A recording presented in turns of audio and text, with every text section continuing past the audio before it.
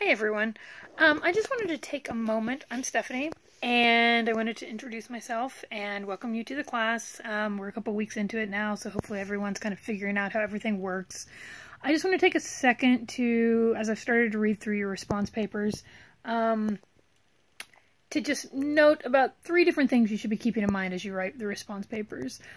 One is the purpose of there's 3 different purposes that the response papers serve. The first one is to give you a place to start just thinking about the text itself. It's a place to work out your ideas, to take a specific place in a text and to start to break it down into what you think it means, what you think the author is doing, what you think the point is, like what purpose is it serving. It's just a place to really work out ideas.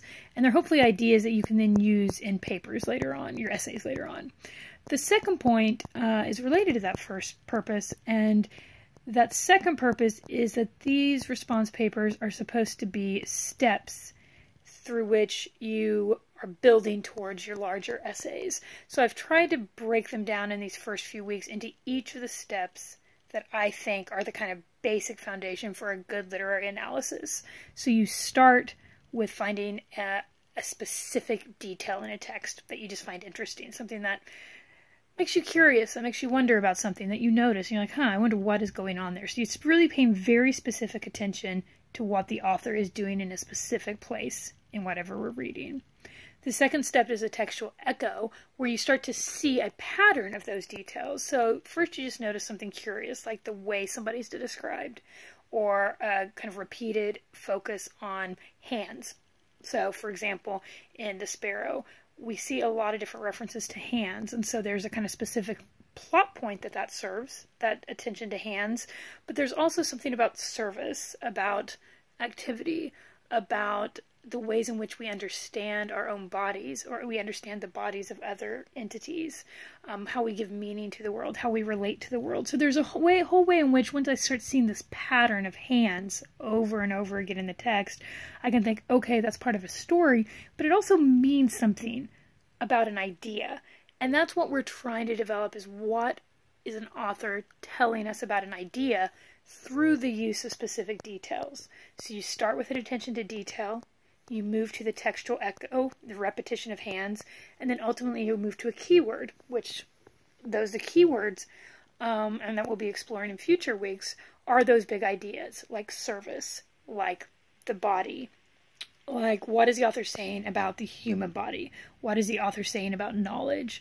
What is the author saying about how we learn to relate to the world? Those are your key words, because it's the bigger idea that detail about hands is actually trying to get us to think about.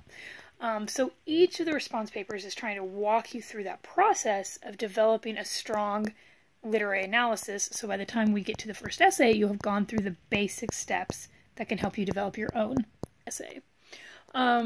Which leads me to the third purpose, is these are supposed to be the groundwork for your essays, and as such I want you to start thinking about how do you make an argument or a claim or a point that you then always support with specific references to the text.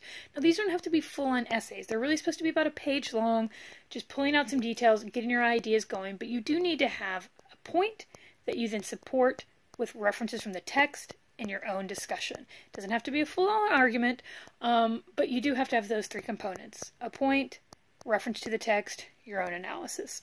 And to help you kind of clarify that, I'm going to post tonight or tomorrow both a rubric for the response papers and a checklist that I hope will kind of guide you through the response papers as well. I've given some feedback on the first week. The first week was really kind of get to know you post and trying to get you to think about literature, so I've kept those points pretty general. In future weeks, I'll be paying a lot more attention to the use of quotation and analysis, so do make sure you're bringing all of that in and specific references to the text. Everything we talk about should be rooted in a specific moment in the text. You should always have quotes to support whatever it is, the point you're trying to make, because again, we're trying to get at what is Russell saying about religion? What is Russell saying about knowledge? Not what do we think about religion or knowledge, but what kind of picture is she presenting of those things through these characters? So just always be thinking about these are texts or something that somebody has made, and they're about ideas. And sometimes the author intends it, sometimes they don't. We're not really trying to get at what the author wants. We're just trying to get at what the author does. And sometimes those aren't exactly the same thing. So we'll keep thinking about that as well. definitely reach out to me with questions. I'm going to try to pop in and out of the discussion boards. I've posted some discussion questions as well, and hopefully those also give you an idea of where my thoughts are and some of the questions I have, as well as how I think you should be referring back to the text. So I try to quote from the text a lot in those discussion questions. I'll try to post a few more videos soon, hopefully not always with this background, but if you have questions, definitely reach out. I think I responded to all of the check-in emails, but always happy to go over anything else. All right, I'll get those things up tonight and tomorrow, and then I'll look forward to reading and going through the rest of your response papers. All right, take care.